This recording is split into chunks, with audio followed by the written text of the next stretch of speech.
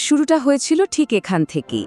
সলিমউদ্দিন রহিমউদ্দিনের কাছ থেকে ৫ শতক জমি কিনেছিলেন মাত্র ৫০০ টাকা দিয়ে।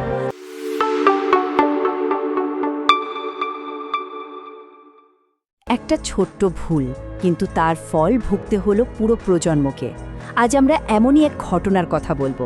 এটা আসলে একটা সতর্ক বার্তা যে সামান্য একটা অবহেলা কিভাবে একটা গোটা পরিবারের মধ্যে বিরাট বিরোধের জন্ম দিতে পারে। প্রশ্নটা খুবই সোজা, তাই না?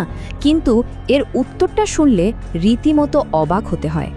বাবার নামের জমি অথচ ছেলেরা পেল না, এটা কিভাবে সম্ভব হলো? চলুন তো এই ঘটনার পেছনের আসল কারণটা খুঁজে বের করা যাক। আর সবথেকে অবাক করার মতো ব্যাপার কি জানেন? লম্বা আইনি লড়াইয়ের পর কোর্ট কিন্তু রায় দিল সেই লোকটার পক্ষে যে কিনা গত ৩০ বছর ধরে ওই জমিতে বসবাস করছিল, অথচ জমির কাগজ কিন্তু তার নামে ছিলই না। তো এমন একটা অবিশ্বাস্য রায় কেন হলো, এটা জানতে হলে চলুন গল্পের একদম শুরুতে ফিরে যাই। আমরা এখন ফিরে যাচ্ছি এমন একটা সময়ে যখন মানুষের মধ্যে বিশ্বাস আর মুখের কথার দামই ছিল সবচেয়ে বেশি। তখন কাগজপত্রের থেকে একে অপরের ওপর আস্থা রাখাই ছিল বড় কথা। আর এখানেই কিন্তু পুরো সমস্যার শুরু। একদিকে ছিল বিশ্বাসের মতো একটা শক্ত ভিত্তি, কিন্তু অন্যদিকে ছিল না কোনো আইনি প্রমাণ, মানে কোনো লেখাপড়া, কোনো দলিল বা রেজিস্ট্রি। আর এই একটা জিনিসের অভাবে যে পরে কি বিপদ ডেকে আনবে তা কেউ ভাবতেও পারেনি। তো গল্পের শুরুটা হয়েছিল ঠিক এখান থেকেই। সলিমউদ্দিন রহিমউদ্দিনের কাছ থেকে ৫ শতক জমি কিনেছিলেন মাত্র ৫০০ টাকা দিয়ে। ভাবুন একবার, লেনদেনটা হয়েছিল পুরোপুরি বিশ্বাসের উপর, কোনো আইনি কাগজপত্র ছাড়াই। এরপর সময় তো আর থেমে থাকে না। জমিটা আরও একবার হাত বদল হলো। আর সময় যত গড়ালো, মূল চুক্তি স্মৃতিটাও মানুষের মন থেকে আস্তে আস্তে মুছে যেতে থাকলো। চলুন দেখি ঠিক কি কি ঘটেছিল। এই টাইমলাইনটা একটু খেয়াল করুন। রহিমউদ্দিনের কাছ থেকে সলিমউদ্দিন জমিটা কিনলেন। এর ঠিক ২ বছরের মাথায় রহিমউদ্দিন মারা গেলেন। তারও ৫ বছর পর সলিমউদ্দিন আবার ওই জমিটা করিমউদ্দিনের কাছে বিক্রি করে দিলেন। আর তারপর কেটে গেল দীর্ঘ ৩০টা বছর কোনো রকম ঝামেলা ছাড়াই। এই লম্বা সময়টাই কিন্তু পরে মামলার মোড় পুরো ঘুরিয়ে দেবে।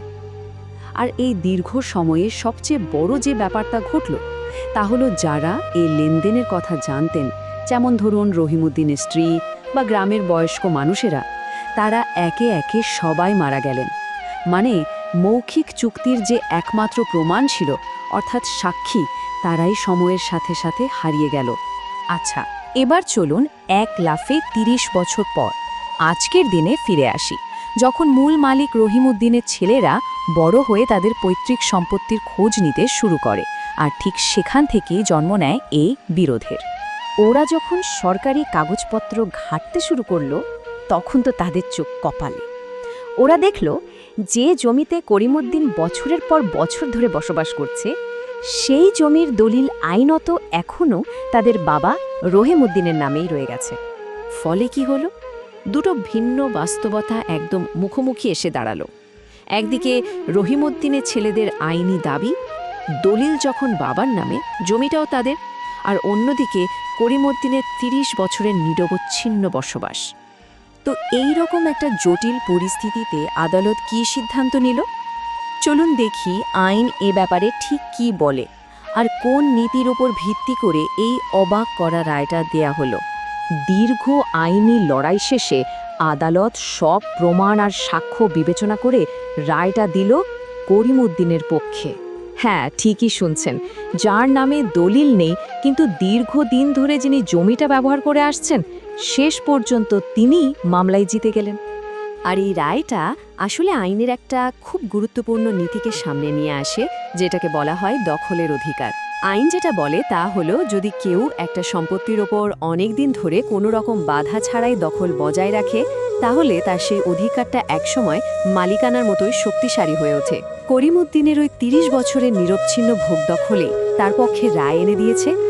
আমাদের দেশের আইন অনুযায়ী এই দখলের অধিকার প্রতিষ্ঠা করতে হলে সাধারণত ১০ বছর বা তারও বেশি সময় ধরে কোনো জমি নিরবচ্ছিন্নভাবে ভোগ দখল করতে হয়। করিমউদ্দিনের ক্ষেত্রে তো এ সময়টা ছিল ৩০ বছর, যা তার দাবিকে আরও অনেক বেশি মজবুত করে তুলেছিল। তাহলে এই পুরো ঘটনা থেকে আমাদের জন্য শিক্ষণীয় বিষয়টা ঠিক কী? এই গল্পটা কিন্তু জমি জমার লেনদেনের ক্ষেত্রে কয়েকটা অত্যন্ত জরুরি বিষয় চোখে আঙুল দিয়ে দেখিয়ে দেয়। মূল শিক্ষাগুলো কি কি? ১. বিশ্বাস অবশ্যই ভালো, কিন্তু স্মৃতি সময়ের সাথে ফিকে হয়ে যায়। ২. একমাত্র লিখিত দলিলই হলো মালিকানার আসল এবং স্থায়ী প্রমাণ। ৩. কাগজপত্র না থাকলে দীর্ঘদিনের দখলই একসময় মালিকানার রূপ নিতে পারে। আর তাই সবচেয়ে বড় শিক্ষা হলো ভবিষ্যৎ প্রজন্মকে সুরক্ষিত রাখতে হলে প্রতিটি লেনদেন অবশ্যই আইনগতভাবে রেজিস্ট্রি করা উচিত।